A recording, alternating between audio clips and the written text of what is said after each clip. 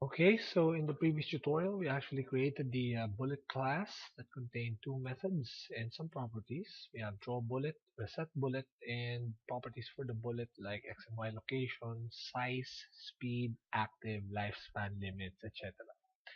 Okay, so now we're going to use this bullet class in our form.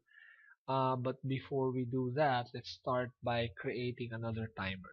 Alright, so the idea is this. I want to draw the ship using the trender timer object, and I want to create another timer for the bullets.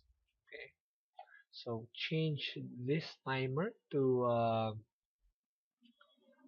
I want to change this timer to T bullet. Okay, so T bullet. Okay, I want you to set the interval to 50. Okay, and I want you to leave enabled to false. Okay, so the idea with a bullet is that you don't really render them forever. Rather, when you want to render them, then you set enabled to true. Okay, or well, you'll see later. Okay, so now that this is set, what I want to do is write codes to solicit input for firing the bullet. Okay, so the way I'm going to do that is going to the key down event. Okay, so you can actually go back to your codes and oops, sorry about that. Go back to your codes in form 1, and you already have the event for key down here. We have mechanisms to respond to key presses for A and D. Now I want to create mechanism to respond to the space bar. Okay, e.keycode.toString is equals to space. Okay, then what do I want to do? All right, I want to instantiate a bullet, but then again, I don't want to instantiate a bullet here, but rather I want to declare my bullet as a class level variable. Okay, so for now, I'll write um, fire bullet here. All right, so I'm going back up and I have ship, GFX, and pen. So now I want to add bullet. Bullet B equals to new bullet. Alright, so that's an instance of the bullet. The name is B. I don't need to initialize B because I'll be initializing it when I press space. Okay, so the moment I press space, I want the bullet to be rendered. Okay, so what I'm going to do here is to simply set the x and y location of b. B dot x is equals to some value, and the question now is where will the bullet come from? Okay, so usually if you fire a bullet, it must come from the ship. The ship is player 1, so the location of the bullet will be the same location as the location of the ship.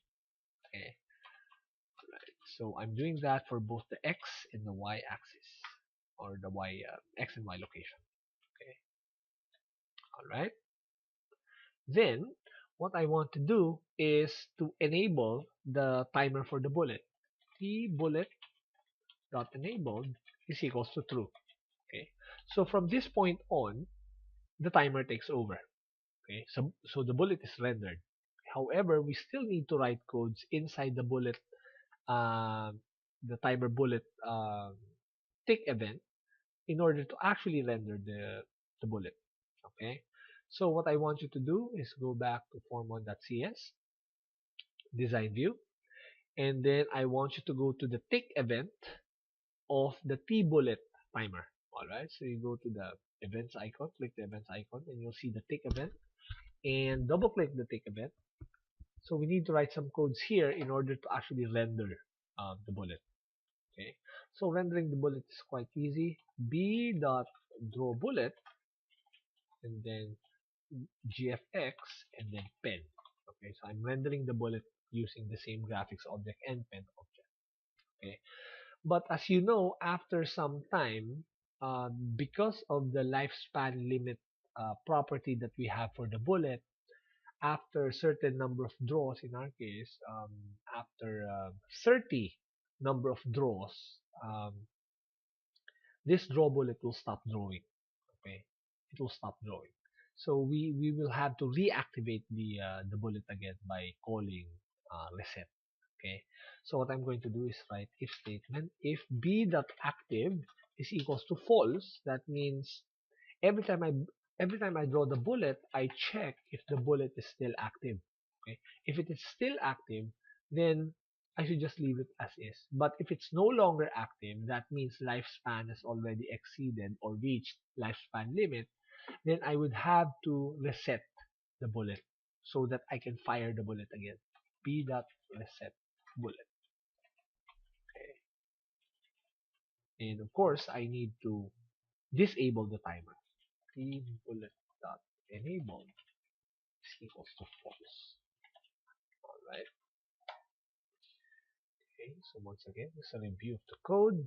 Um, when I click on the spacebar, I set the X and the Y location for the bullet, and then I enable the timer. And when I do that, this tick event takes over, meaning the bullet will be continuously drawn 30 times.